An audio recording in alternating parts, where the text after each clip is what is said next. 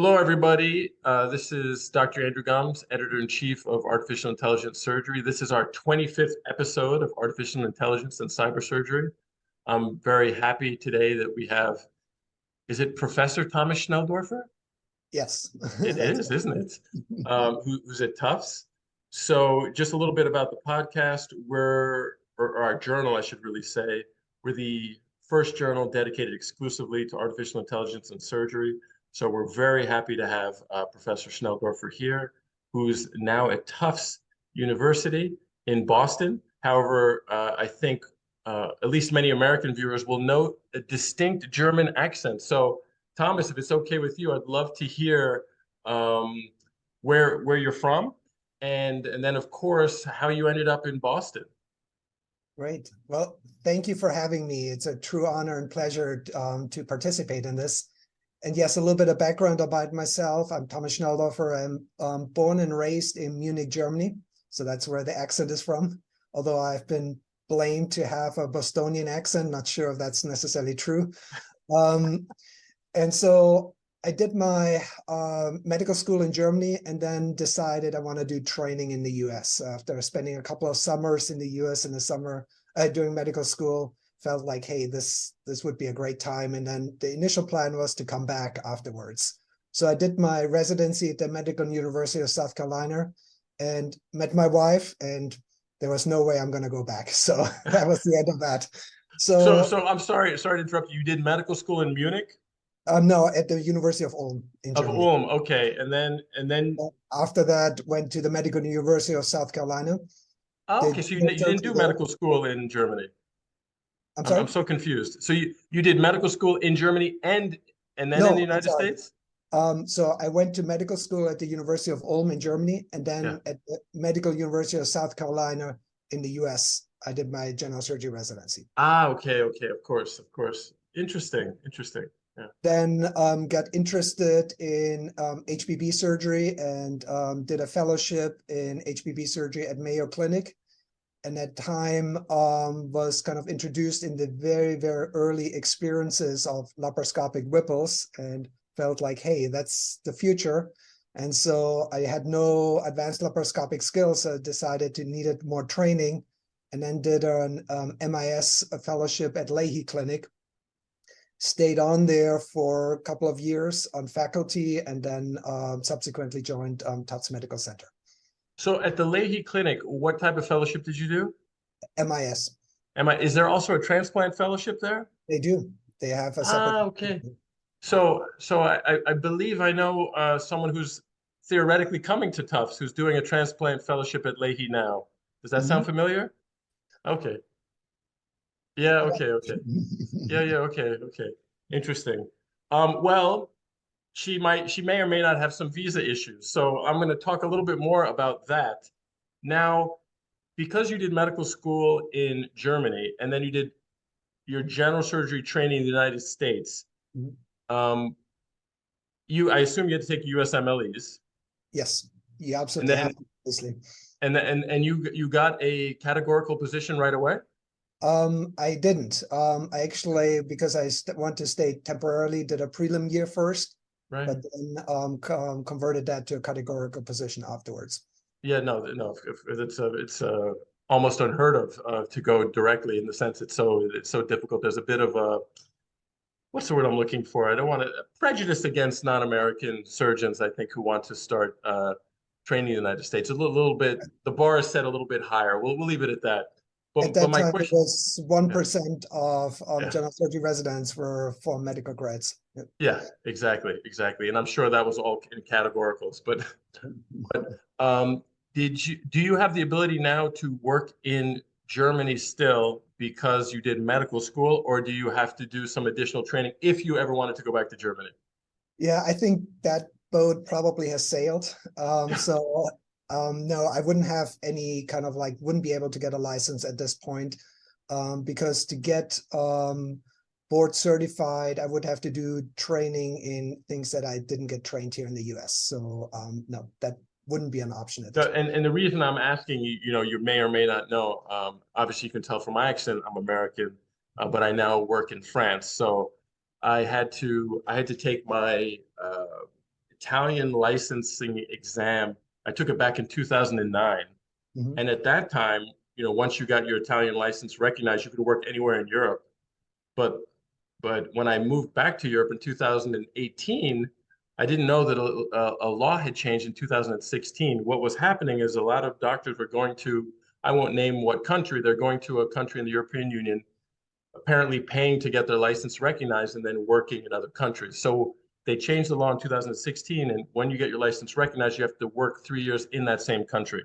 Yeah. So anyway, it's just to tell you why I'm so interested in the topic, because I now had to do my license in Italy, and then I'm doing it again in France, and it has I been was quite the very process. fortunate. Besides USMLEs, I didn't really have to do much extra. Yeah, But that's unfortunately not the same for most others who come yeah, from. yeah, yeah, You have to redo residency and other things, so it can be yeah, tough.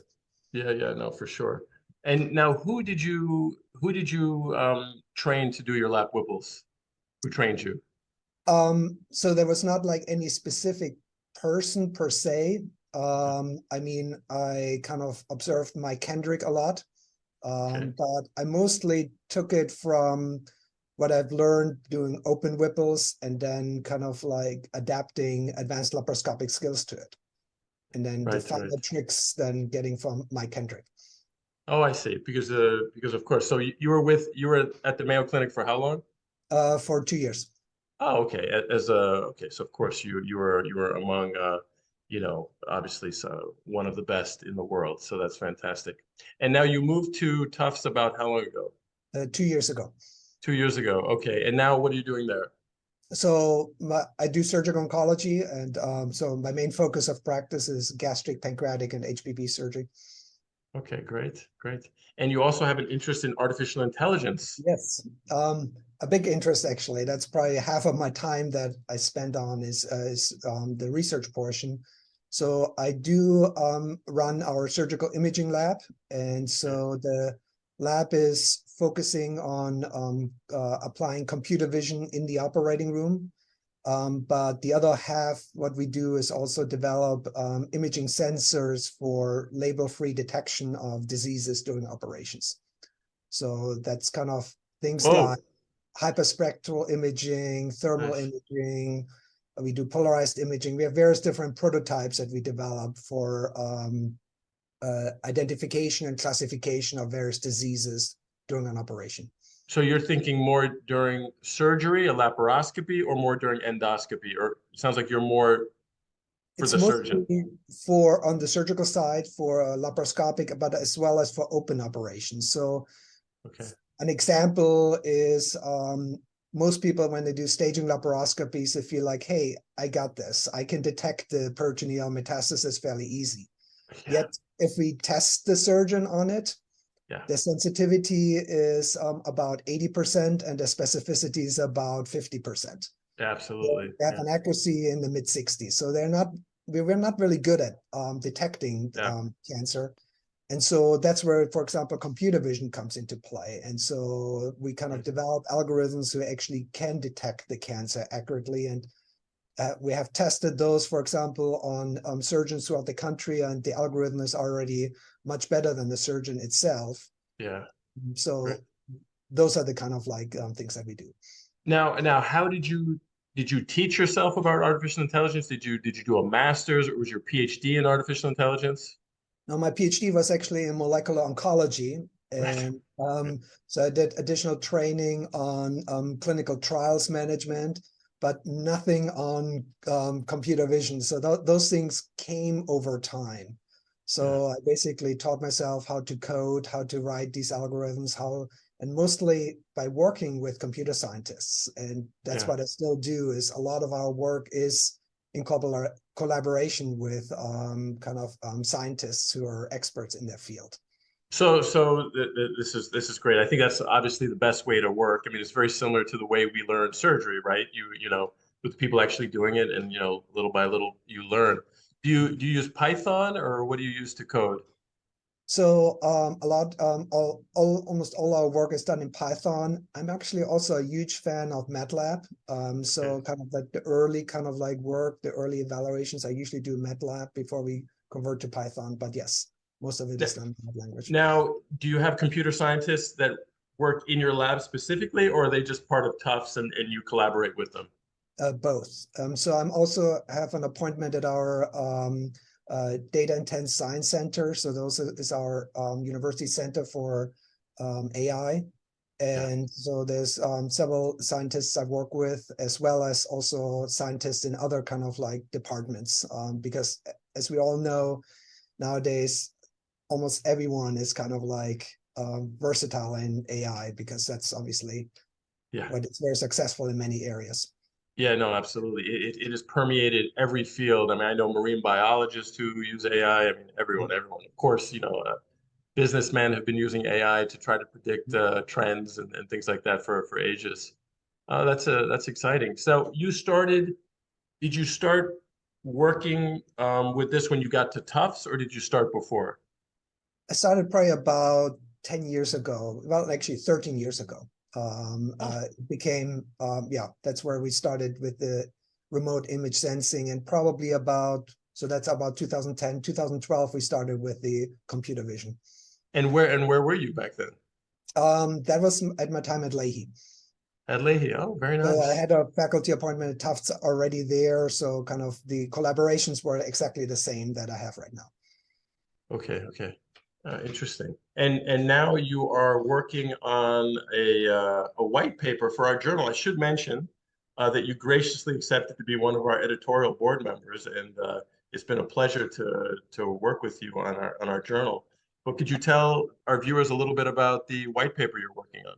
Absolutely. So we're trying to develop a framework of how to routinely collect data in the operating room. Because as we all know, for artificial intelligence, we need a lot of data to develop these successful algorithms. Good, clean data. We have clean data, exactly. That's the hardest part. Quality data. And if you do supervised learning, also annotated data. So there's a lot that goes into that, but we need a large volume. And in order to get that volume, you need to frequently implement routine recording of your clinical experiences. And in the operating room, that can be a tricky environment with a lot of regulatory kind of burdens on regulatory issues that need to be addressed and need to be carefully vetted before implementing these things. And as one example that I typically, when I teach our undergrad students, always bring up is the example of the first self-driving car. And so the car was developed in Germany by a guy called Ernst Dickmann. Seriously? I didn't know that detail. Oh, wow. And he collaborated with Mercedes and really got pretty far, even to a point Vamp, which I called that car, was actually driven on Autoroute 1, which is, I believe, very close to where you are. It's highway around Paris. And they kind of tested it on the road actually for quite some time and got it really functional, like working.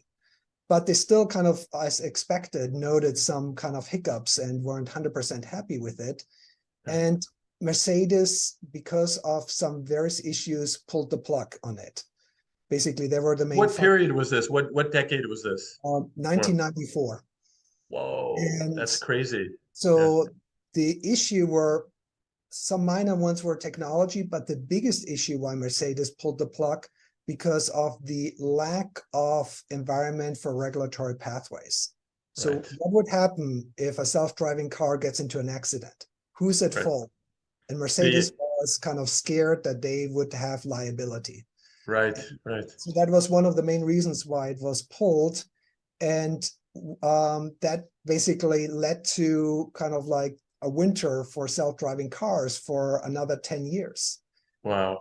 We want to avoid that kind of like scenario for AI in surgery, that we need to really address these regulatory pathways like governance or ownership of the data or consent process and privacy rules, all these kind of like parts which are hugely important when you routinely document data.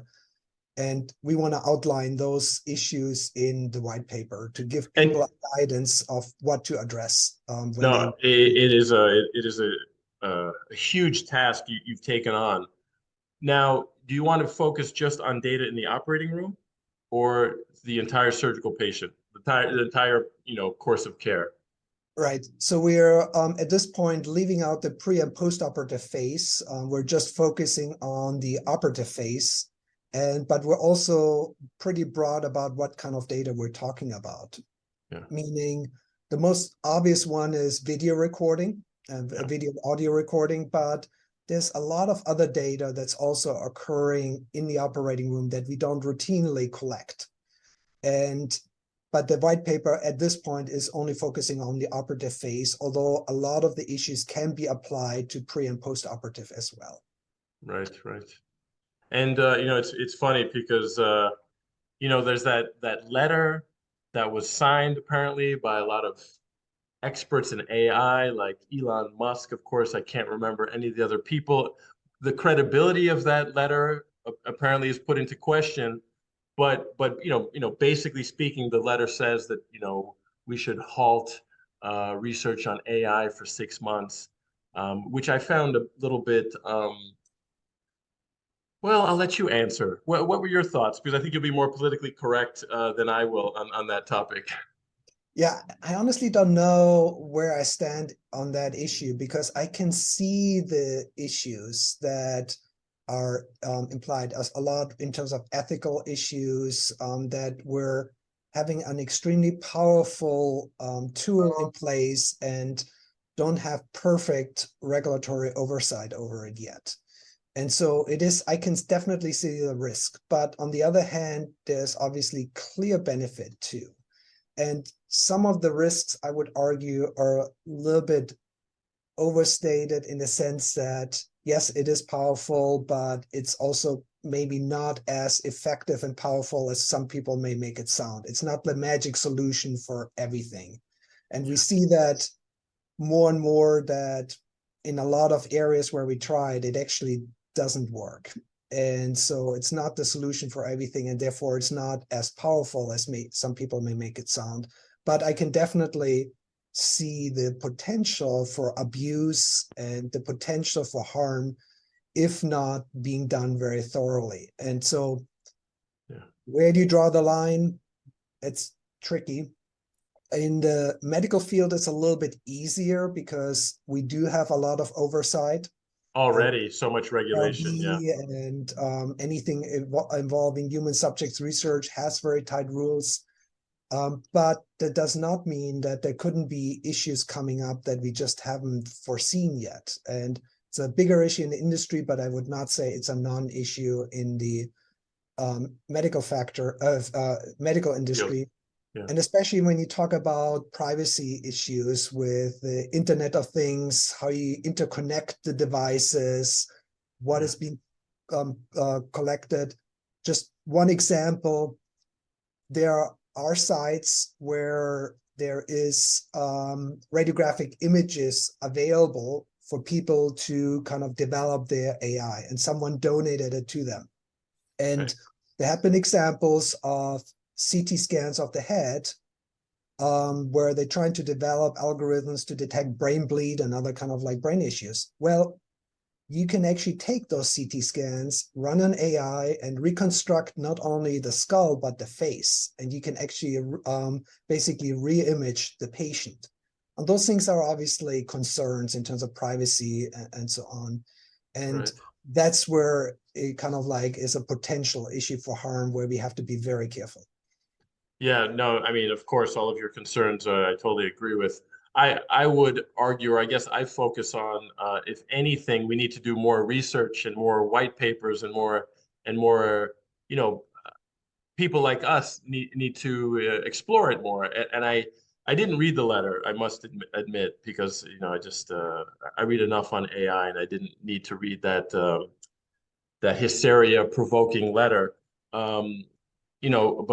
But I think the key is for researchers to be able to continue to research it, of course.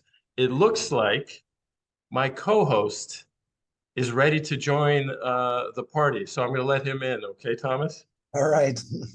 All right. Let's see here. Let's see if he's here. Vincent. Sorry, guys. Yeah, no problem. It's a little bit hard coordinating people in three different spaces with our Zoom, but Thomas and I have had a wonderful conversation. We're actually Super. winding down a little bit because it's been about 30 minutes, and he's also on call. But Okay. we reviewed, his training, why he moved to actually. But I want to get to this last question. We reviewed how he got into AI. It's fascinating. He's been doing AI. He's been coding for it seems like almost 10 years or approximately 10 years now. And we talked about the white paper that that all of us are working on, but that he's spearheading. Um, but my main or my question, which I even started the podcast on, is Thomas, please tell me, what are the differences that you've noticed between the US and the European healthcare system? And maybe you could tell us why you've chosen to remain in America, though it sounds like a huge part of that is your lovely wife. But I would love to hear your perspective on differences you've noticed. Yeah. And I'm sorry, before you respond, Thomas, Vincent, please go ahead and introduce yourself. No, thank you. And I'm sorry, I apologize. I had mixed up on my calendar. So Vincent Grasso, I'm director of strategy and social media for our wonderful journal. And I maybe you did mention this. I think Thomas is number 25. Episode 25. Yeah, I Yeah. can't remember if I mentioned it, but Yeah. yes, yeah, it's great. Great milestone, and Yeah. it's a pleasure working on a common document together. So we'll have more to talk about as that evolves. But it's a very exciting time for all things AI and surgery, and with people leading the charge like Thomas and his team. Yeah. No, the pleasure's all mine. And yeah, it's absolutely an honor to work with you guys on those kind of important issues. Andrew, to answer your question, what's the difference? I kind of think of it, if you travel for the first time abroad, you see the countries all look different. But then if you travel enough, you find, well, at the end, everyone is the same. We're just all human. And the rest is just minor differences. And that's how I kind of look at the healthcare system in the US versus Europe. Is yes, there are some differences, but at the end, we're all cooking with water. Yeah. And so the differences are actually fairly small. Yeah. But to name some of the differences, I think in Europe, I kind of feel like there's a little bit more like an average ground in terms of like quality of care. There's not like as much fluctuation between institutions. In the US, we kind of see that from extremely the best of the best to kind of like other places which might not be as optimal. And then also I feel like in Europe, there's much more emphasis on prevention. And versus in the US is much more emphasis of, hey, let's provide any maximal care, even if it may not make a difference. And so not that it's kind of like black and white. Both of those things happen obviously in both countries, but if you want to pinpoint a difference, those are the ones that I would name. Yeah, no, that's I couldn't agree more. People always, they try to tell me in Europe everyone has healthcare, and in America nobody has healthcare, and it's just not that simple. It's just not that simple. The United States is as big as it's actually bigger than Europe, essentially. So there's a huge variability of healthcare delivery depending on what state you are, what region you are. And it's really, as you're alluding to, almost impossible to make a broad distinction. But I do like what you say, because I've noticed that also, is that the quality is more uniform in Europe. In America, you have some some hospitals with 17 robots, and then other hospitals where they don't even have enough money for prenatal vitamins for the inhabitants in the area. So that's I couldn't agree more. So Vincent, this poor guy is on call at So we have to let him go at some point. But if you want to ask him a question, I think now is your time. It's such an exciting time for us, Thomas. The utilization of AI. So part of the document we're all collectively working on in bits and pieces, our own, yours, etc. The use of AI is becoming rather interesting, and I think for the first time. So as we're talking about discrepancies, the utilization of AI within the delivery of healthcare, I think, is going to be afforded to the masses. For example, when MRIs came out in the late 70s, I guess, very difficult to get the medically underserved and economically disadvantaged in our inner cities to get MRIs. It was not reimbursed yet. So there was a lot of issues with reimbursement. But with AI, I think we're going to see that we can bring value to our underserved. And that's a break of tradition, which is great for everyone. And as we talk about with Andrew, 5 billion people don't have access to consistent and reliable surgical care. How are we going to bring value to 5 billion people, right? In the preoperative, intraoperative, and postoperative experience. So that's the ecosystem we live in. And it's I guess picking our battles is part of the challenge, right? Where do you focus? What do you work on? So we're all technology guys, so we like playing in that space. But great pleasure to have you on and chat with everyone else that's been part of our journey forward. Yeah, couldn't agree more. And especially the equity part is going to be a huge benefit of it. And just thinking about just the operative space itself, I think we're clearly in the infancy of things. I mean, of the 500 plus AI algorithms that are FDA approved in the US at least, less than 5 of them are somewhat remotely in the area of surgery. And even those are kind of like more like borderline surgical issues that they address. Sure. And the true surgical AI is still in the making and is still currently in the research labs being tested out. And so I do envision we're going to see 2 waves of AI coming towards us. And one is the diagnostic AI. And I think that's going to be out there in the next 5 to 10 years. And that will be a huge impact in terms of what you're alluding to, the equity part.